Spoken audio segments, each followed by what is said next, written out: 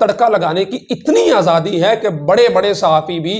بہتی گنگا میں ہاتھ دھونا اپنا فرض سمجھتے ہیں اور اپنی پسندیدہ پارٹی کو سپورٹ کرنے کے لیے اس طرح کی خبروں کو مرچ مسالہ لگا کر بلکہ جھوٹ بول کر عوام کو گمراہ کرتے ہیں۔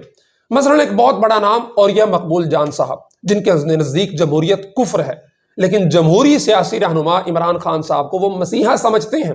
اور ان کے ٹریک ریکارڈ کو دیکھا جائے تو شاید آنے والے دنوں میں وہ عمران خان کو امام مہدی بھی ڈکلیئر کر دیں۔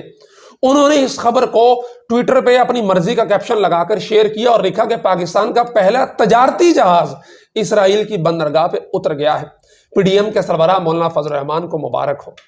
اور یہ مقبول جان صاحب، آپ کا رتبہ بہت بلند، لیکن جس وائس آف امریکہ کے آرٹیکل کو آپ شیئر کر رہے ہیں اس کے مطابق پاکستانی جیوش شہری متحدہ عرب امارات کے قونصل خانے کے ذریعے پاکستانی اشیاء کو اسرائیل میں پہنچاتا ہے، اور اس میں واضح لکھا ہے کہ اس میں کوئی بھی پاکستانی آفیشل ملوث نہیں ہے۔ اس پورے آرٹیکل میں جس کو آپ نے شیئر کیا، بحری جہاز لنگر انداز کروایا اسرائیل میں، وہاں پہ کہیں بھی ایک دفعہ بھی بحری بھیڑے کا کہیں بھی ذکر نہیں ہے جو آپ بتا رہے ہیں۔ عمران خان کو سوٹ کرتا آپ کی مرضی کا کیپشن لگانے سے حقائق نہیں بدلتے اوریا صاحب۔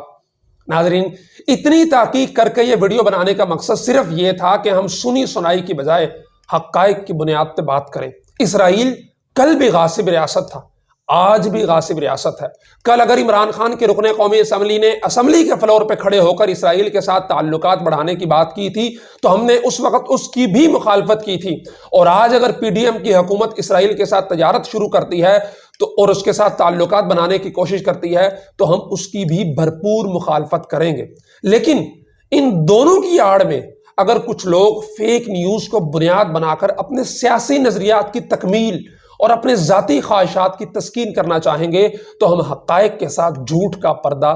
چاک کریں گے۔ اسرائیل کو یو اے ای تسلیم کرے، چاہے آنے والے دنوں کے اندر سعودی عرب تسلیم کرے، پاکستان اپنے ازلی اور اصولی موقف پہ قائم رہے گا کہ اسرائیل ایک غاصب ریاست ہے، اور اس کے ساتھ نہ تجارت ہونی چاہیے، نہ کسی قسم کے تعلقات ہونے چاہیے، اور نہ ہی پاکستان اس کو تسلیم کرے گا۔ یہی ایک مسلمان کا، ایک سچے پاکستانی کا موقف ہونا چاہیے اور انشاءاللہ رہے گا۔